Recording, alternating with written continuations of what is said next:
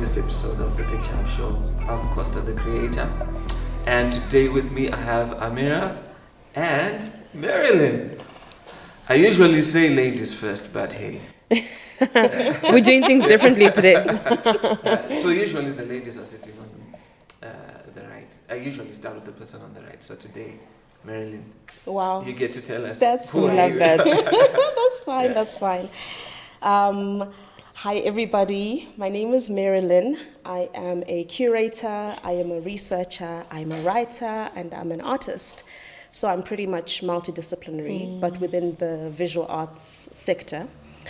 You can find me on Instagram, mostly as a twist of _art. I'm also the co-founder of Post Studio Arts Collective, which is an artist collective that was founded by myself and a good friend of mine, Lynn. And we do things that are within the visual arts scene, the promotion of visual arts, the education of visual arts on different platforms and in different places. Awesome. Yeah. Oh, wow. How do you follow that? I'm like, like no pressure, right? But a bit more about myself. I'm Ameera, or just simply known as Mimi. I'm very diverse. Started kicking it with Mimi 10 years ago. And it started off actually as a fashion blog, but transformed into a lifestyle blog. So I do everything from where to travel, what to eat, all of that, all of the above. And I also work in digital marketing. So I work in an ad agency as well. So that's kind of my 8 to 5. You know, in Zim, you have many multiple streams of income. So that's me. And I think I'm just genuinely interested in social media and all things Zimbabwe, fashion, travel. Yeah. All right. I love it. Yeah. Love it. So today's topic, user-generated content. Yes. I'll give my understanding, but I want us to just share, what you understand, what's been your experience with user-generated content. So, user-generated content is, say you're a brand. I'll give myself as an example. We're a content production studio. We do film, we do photography, audio, recording, podcast. So sometimes you're shooting a podcast, or you're at a photo shoot, and someone happens to bring their friend or spouse, You're in the process of creating content, and someone whips out their phone. Right. Yes. Captures it, and then later on they post it and tag you. That's user-generated content. Yes. That's what I understand by user-generated content. And I don't know, do you guys have Yeah, I think I agree with you in terms of it's content that I don't think is necessarily paid for by a brand. So it's just kind of like either your consumer or your client, whoever it is, just interacting with the brand authentically and giving their kind of feedback. So it can come in many media forms. So that could be pictures, videos, could even just be a comment, So I think it's just, it's really just authentic content that comes from your consumers. I agree on the authentic part. It can even be as far as product reviews, right? Where you literally say, look, I ate this, I went there, I did this. You're not doing it for the brand, you're doing it for yourself and for the people that are around you. But ultimately, it allows for that brand or that company to have visibility on whatever platform that you then post this on. So, is this a good thing? Are there benefits to it? I would say yes. For the most part, yes. I'd say that it moves away from traditional means of advertising and traditional means of marketing, where you actually have to rely on having, an entire, maybe even team, for example. So now, once again, if we talk about authenticity, it allows the authenticity, the realness of your brand to show, because people trust people more than they trust brands. That's true. More than they trust Absolutely. companies, right? So if some big company comes to me and say, buy this, I'm not going to, who are you? But if you, Ameera, comes to me and you say, hey, look, this is this wonderful product I'm using for my hair, then I definitely want it too, because, I may be also a natural hair type of person. So yes, I'd say that for people generally, as consumers, you get to see the realness of a product. You actually get to buy something that is tried and tested authentically without any extra things, photoshopping here. Yes, it works when it doesn't. Not staged. It's not Yeah. staged. It actually works. So I'd say that's like one thing where it works well for the brand. Yeah. Yeah. For you, what do you think? So I think, we'll start with the good stuff, because I think Yeah. with anything, there's always the good and the negative, Yeah. right? So I think with the good stuff, I think even just looking at myself in terms of how my brand started, Yeah. 10 years ago when I started, there was no Instagram, Yeah. which is Right. crazy to think, right? So I started off on Tumblr just sharing my life, and it was literally an assignment at like my second year UCT, Yeah. whatever it was. And I was like, oh my gosh, okay, there's this thing Yeah. called blogging, let me Yeah. try it out Yeah. or whatever. So I did this blog where I was just sharing my life, and I didn't think it would go beyond that second year Yeah. assignment. Yes. And then coming back home, I kind of liked it. And I guess exploring digital media, I kept sharing my experiences. And before I knew it, people were actually responding really well to my experiences. Like, Yeah. oh, I didn't know you could do that. Oh, okay. So, there's this event Yeah. happening. So Yeah. there was all this interest because people just genuinely wanted content that wasn't, an advert or Right. very typical like print media, whatever it is. It was just a fun space. And I think just seeing how the whole space has changed over the Yeah. past 10 years, like now you go on TikTok and people, Yeah.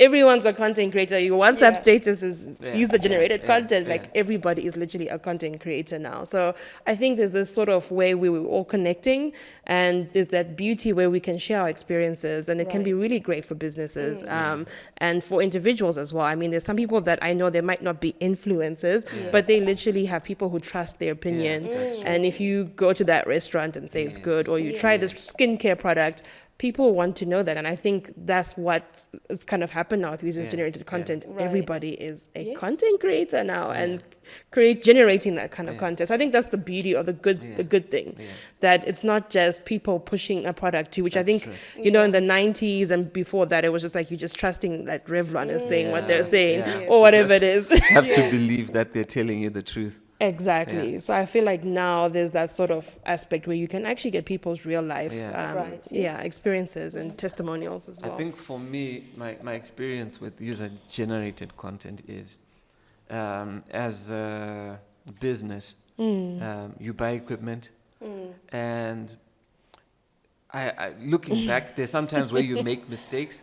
You see something online and you just listen to what the seller tells you about their product. Right. That's not always the best source of information. So these days what I do is, if there's something interesting that I want or I'm looking for, I'll look at the options first and then of course my budget. But then before I make a decision, the first place I go is reviews. Yes. I go to product reviews, like even on Amazon. Before I buy a book, like I read a lot of books, and what I do is almost every month I'm buying a book. So sometimes your wish list gets empty, so you're just kind of surfing. So there's a few times I've bought like really crappy books with like great titles, Right. you yeah. know. Yeah. And then when you just take a second to go into the comments, everyone's trashing that book, and you're like, I should have started. Yeah, in the You comments. should have started there I instead. should have started in the comment Yeah. section. So I feel like for me, it's user-generated content enriches like your customer's experience. Do you know what I'm saying? Like if it's a restaurant, maybe they'll say, ask for this particular dish. Yeah. You know, it's nice. And so, like you said, it's like a two-edged sword or two-sided Yes. coin. What about the bad side? You know, the bad side of can we? Yes. Yeah. I think, we look at groups like Name and Shame, right? Yes. Very dangerous. I'm even in this group, Harare Restaurant Review, which is so funny because in Yeah. Harare Restaurant Review, right, you have a whole bunch of people who share their experiences. So people literally look to see, okay, there's this establishment, and I feel like it becomes a trend to also go there and have a bad experience, Yeah. right? Yeah. So, so I think it can Really? be. Yeah. So you're telling me someone would actually read a bad review and want to go and sit? And Is so it that they true? can come Is back it and be true? like, yeah. And I think it's just like this attention-seeking Wow. behavior sometimes, where it's Okay. like people just wanting to tarnish a brand just Yes. because maybe somebody put one narrative out Yeah, there, and it's like, yeah. oh yeah, no, I went there too. Yeah. Or it could just be coincidence. Two people had a really bad experience Yeah, somewhere, yeah. but maybe 80% of the time it's actually a pretty decent Yeah, establishment. But then you have these groups where everyone just comes in, Yeah, and so it's like yeah. it's almost mob mentality, where I Right. feel like people then just kind of latch on this thing. So it can really damage a brand because if you trend in that group, you know. That's terrible. Exactly. That's Yeah. terrible. So I think that's the difficulty. And then the other aspect is also people pretending that it's authentic and not paid, but it is paid feedback. So people saying, Yes. so what's happening now is a lot of brands are noticing, okay, this person got a lot of followers, like they have people that trust them, so we're going to invite them. But then they obviously been told to talk good things about the brand. But when you go there, the experience is not good. And I know quite a few brands, especially restaurants, that are doing that, where the service and the food is not great, but they've worked with certain influencers to kind of push that, but they don't say that it's paid. Yeah. Oh, So wow, you're okay. thinking it's authentic user-generated content, someone who just shared the experience, but it's actually Not. No, it's actually a paid, testimonial. So Well, that's unfortunate. yeah, and without declaring that it's been paid.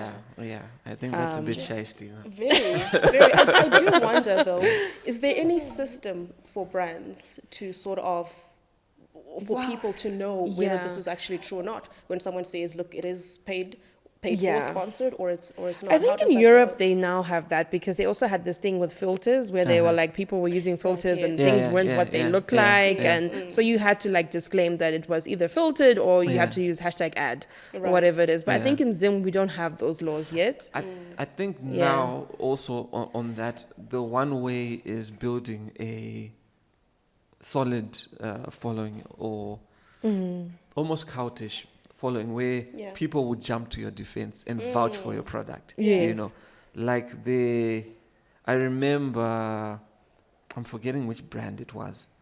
There's a time when I think a client of mine, they've got their brand, and generally it's a good product. Then one person kind of trashed their brand, like Google reviews. Is it Google reviews or is it Facebook? I don't remember. But the way this person's community jumped on this, the person ended up removing their comment by themselves. Wow. So that's one way you can build, have a genuinely good product with a genuinely great experience. Right. Sometimes people will come to your defense and say, hey, this is unfounded. That's very true, Yeah. actually. Yeah. Because that's the thing, you can't actually lie about everything, right? So Yeah, because it's yeah, open yeah, there, people yeah, will yeah. actually come Yeah. and advocate for you. Yeah. Yeah. That's very valid. And then what do you do? I know I can mention two cases. Like one, I think a couple of months ago in WhatsApp groups, there's this voice audio that was circulating where they're saying if you mix Mazoe with Cerevita, it becomes like a terrible drug and like kids are getting hooked on that. Oh, wow. And this is someone creating content and no one has really gone and tested to say, okay, is it true? And then also at the end of the day, if we then accept that, someone could post a video and say, I bought Lobo's bread and I mixed it with fuel and I got sick. It's so dangerous. You're not meant to do that, you know. Yes. Mm-hmm. So like how do you navigate situations like that? Yeah. Where people are creating content about your But- brand but using your product the way it The was wrong not. way. Yeah. Yeah. I'd like to maybe come back to Yeah. what you then said, where if you have a following of people Yeah. that absolutely believe in your brand and believe in your product, Yeah. I think that's one way where you can much easier turn away or turn such a situation around. Yeah. So if you're going to take Mazoe and Cerevita, for example, Yeah. these are beloved in the nation of Zimbabwe Yes. and outside of Zimbabwe. I literally know my Zimbabwean friends. Everyone loves some Cervita. Everybody so, loves Mazoe. Everybody Yes. loves Cerevita. So if you're going to go down to South Africa, for example, and you've got South African friends, they know about Mazoe to the Yeah, extent where yeah. they ask you to bring them Yeah. Mazoe. Even Cerevita Even as well. Cerevita, exactly. So I'd say that's one thing where I may not know exactly what happened with their sales, but I would like to imagine that people are not going to stop drinking No, Mazoe just there's because no way. Yeah. something has Yes. been posted No. by someone to say Yeah. there's some kids who are mixing it up Yeah. and doing this. I don't think I saw anything from their PR teams regarding That's the other that. question. Do you respond? Do you ignore? Do you hope it just dies away? And what if it doesn't? I mean, look at the Nyaradzo situation. Ended up becoming Yes. like a whole... That's true. Yeah, I think you always have to like monitor what's happening, right? Yeah. Because there have been some crazy challenges on TikTok. Yeah. And I think this is what was happening in the US, right? Like where, like how we, I think it's important also like for platforms to kind of report certain things, because if someone is talking about narcotics or something like that should be reported, right? Because it should be going against the guidelines. So like how are those kind of platforms also regulating that? Right. So I believe if something is really like harmful, we should actually report that. But sometimes I know with Facebook or Twitter or TikTok or Instagram, they might not consider it whatever you are that you're So I think that's where, you know, you need to have your PR teams and like, you know, having worked in agencies, it's really important that whoever's doing your marketing is also flagging that to you to say, well, look, it's actually, I mean, something gets like 10 views. Okay, maybe it's not something that you might have to, but if something's getting like hundreds and thousands of views and kids are trying that, then maybe you should actually come in and say, hey, wait, look, you know. But I also think that we have a culture of like, if we say it, aren't we just giving more attention to it? And like people just wanted to like, you know, what do you call it, push it under the rug kind of thing. So yeah, I think you really have to judge each situation, but they definitely have been quite a few incidents, even these hoax that people are doing. I think, there needs to be accountability. It's needs to be monitored, and definitely there is room for, I think, abuse and on There these really platforms. is. Yeah. And as you said, you can't exactly, like, how do you know what someone is going to do with something that is very innocent? Yeah. You have Yeah. no Yeah. idea. Waking up to a PR It's nightmare, juice, you know. It's juice. It's like, look, I mixed Cervita with fuel and it's now flammable. Like, what do you expect? No, it's crazy. Yeah, and I do agree with you. Once it reaches maybe a certain number of people, and once you see this is something that's actually permeating or going through like a larger percentage of the population, I think that then you can discuss it. Because I'd also imagine that if they were to address something that is this small, I'll quote unquote small, it's happened maybe once or twice. I read an article. I literally found like one article. On I it. read one article on it online. It didn't get as much, in as much as it was, you know. But you know what? This circulated is the in other certain- thing. There is, with social media, there's the stuff that obviously comes to mind, like your Instagram, Facebook's, TikTok, LinkedIn. But one kind of ignored but is like major on all of them is WhatsApp. True, very true. And the thing is, something can circulate so much and you may not even realize the extent of the damage, you know, because there are no metrics that measures how much something is, you know. Yeah. I know maybe with Telegram you can kind of see to some extent how much a piece of content is kind of circulating. And everyone uses WhatsApp when you think about that's it. the other thing. You Yeah, know, everyone That's uses true. it. Whether it's you're in Africa, in Europe, Yeah. it's universal, you Yes, know. yeah. So that, for me, I feel like leaving it until maybe you feel there's significant numbers. Maybe by then it's too late. It's too late. You know, I feel like People should be ahead of the curve. exactly. Like Maybe generate your own content. You should Okay, you yes, should be yeah. generating your own content. You know, maybe like I know there's a lot of humor with what you call. There's a lot of humor on social media. Maybe address it in a funny way, or maybe not even directly, or maybe make so much noise with something else Right, yeah. that it takes away attention from. That people move away Yeah. from it. or we could always do, you know, that kind of Nandos approach, you know, like how they kind of latch on Mock. what converts. Yeah. So you mock it to be Yeah. like, you know, Yeah. it's not meant for porridge, Yeah. but, you know, You believe? not meant for juice, but, you know, we recommend, you know. But I think that's Yeah, also yeah, a great yeah. and I think clever Yeah. way to actually Yeah. respond Yeah, to I think very that. much actually so. you could even have fun with that. Actually, Yeah. you know. And a lot of brands get just scared of it instead of Yeah. just actually taking. But then you know what? control On the of it. other hand, I don't know. Have you ever had Cervita with ice cream? No, I haven't. My God, I haven't. don't know what you're missing out. Really? So maybe Kids, that's it. Maybe that's the counter. Yeah. Well, Where yeah, we need to someone do says like that unconventional instead, ways to have it Instead, you know. that are safe. Yeah. I mean, if you Yeah. get that Kefalos ice cream, you know, and like the choco malt Cervita. So what, you just sprinkle it on top? Like, what no, do you no, do? No. Like a healthy amount, and then you mix it, and then you let it kind of absorb the moisture, Okay, and interesting. becomes like a. Isn't there a company that has Cervita, or is it something else with the ice cream as toppers? I don't know. I think so. I think there Really? is. Yeah, yeah. Really? I I think haven't seen it. I they do haven't it as a tried it. topper. It's I have to try it. I mean, I just have it with cold milk. That's how I other like it. Like away from the topic of Cervita. yeah. So in terms of the good side, what can be some of the benefits? I know we spoke about it, but I want to take it somewhere. Okay. In terms of your brand and audience, like what can be some of the benefits of the good side of user-generated content? So I have a perfect example. So one of my clients is one of a hospitality sector brand. Yeah.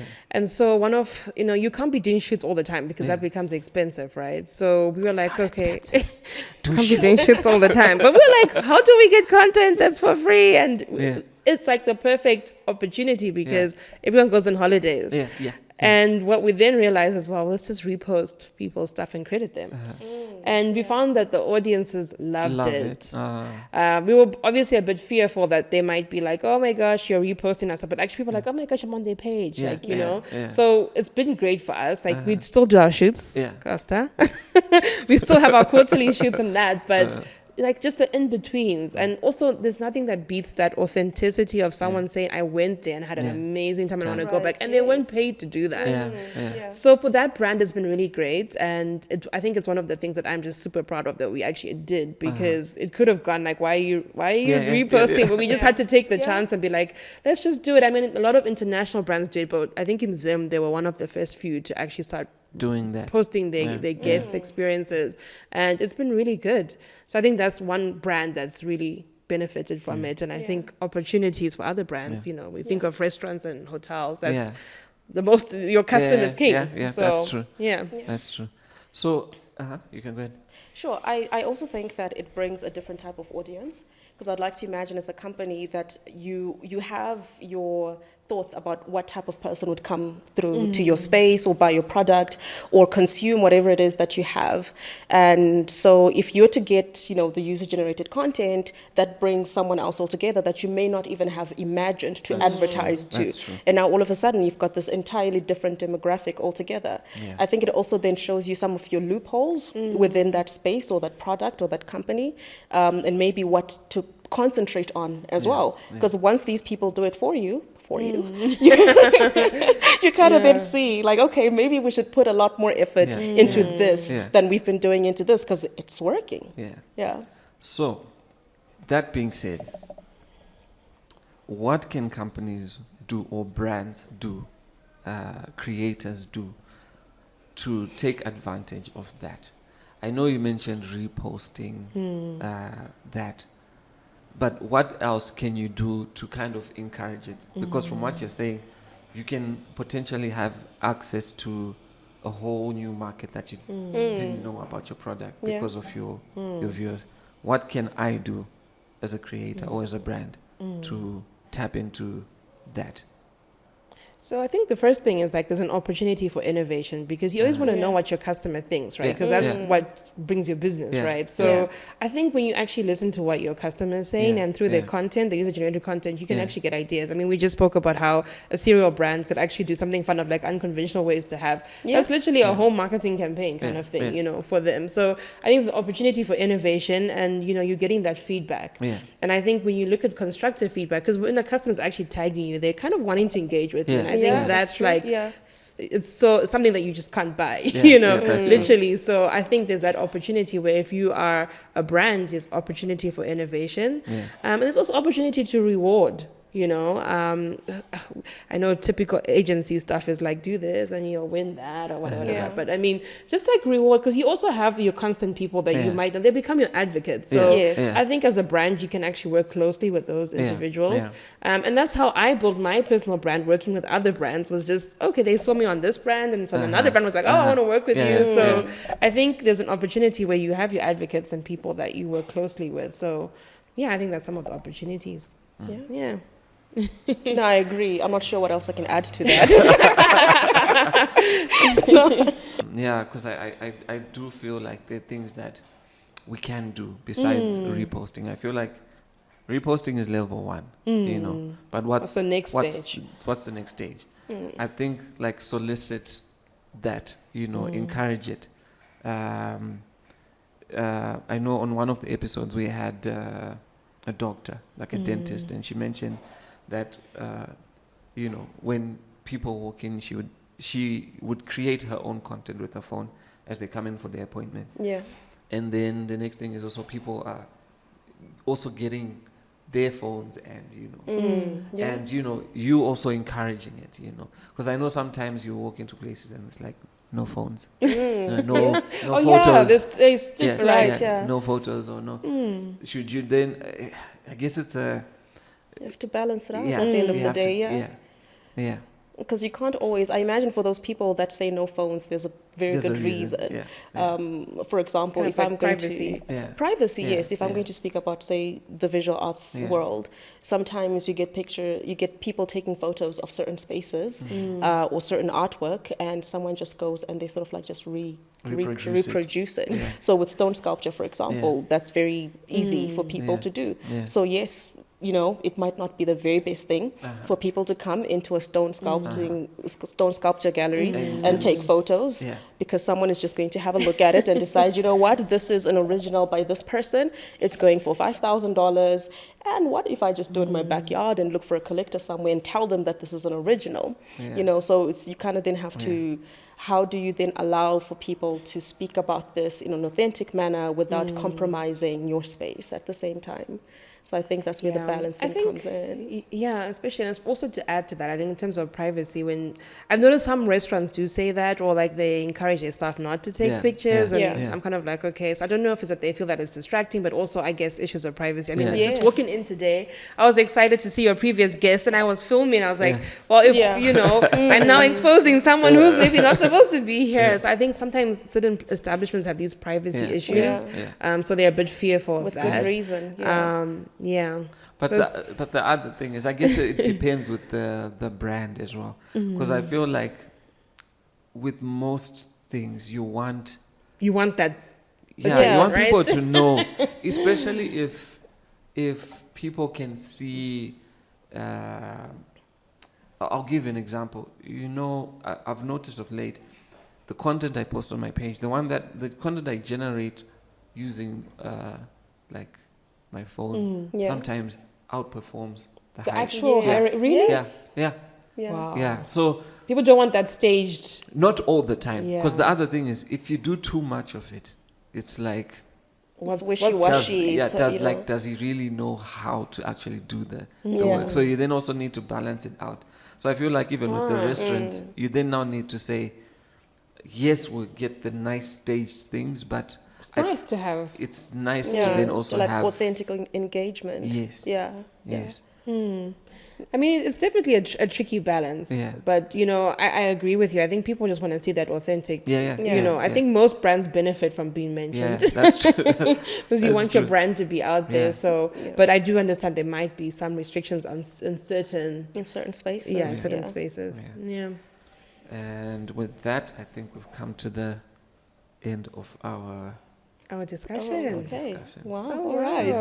But thank you so much for the lively. It was really. It felt short. I thought. Me too. I actually thought that we had a few more minutes to go. Do you know what we can do? Let's switch off the cameras and then we continue. Yeah. No. That's great. That was awesome. Thank you. Thank you so much, Costa. And then again, thank you to our viewers for tuning in. And then you can find Ameera where? So my website is kickingitwithmimi.com. I'm on YouTube as Kicking It With Mimi, and I'm on Instagram as Ameera Mimi. Okay, Ameera and. Right, I am on Instagram as Lynn Mushakwe, a twist of _art, and I'm also there as the co-founder of Post Studio Arts Collective. So you'll find at Post Studio Arts Collective, and our website is www.poststudioart.org. Okay, cool. Awesome. Thank you for having us. Go and support and create your own content. Thank you. That was Picturehub is a fully fledged content creation studio based in Harare, Zimbabwe. At our core, we are storytellers with a focus on film production, photography, and voice recording. We believe that the essence of any organization, corporate brand, or individual is a well-curated story. Our passion lies in bringing these stories to life authentically with undeniable excellence. Our portfolio includes television commercials, web series, documentaries, podcasts, and voice recordings.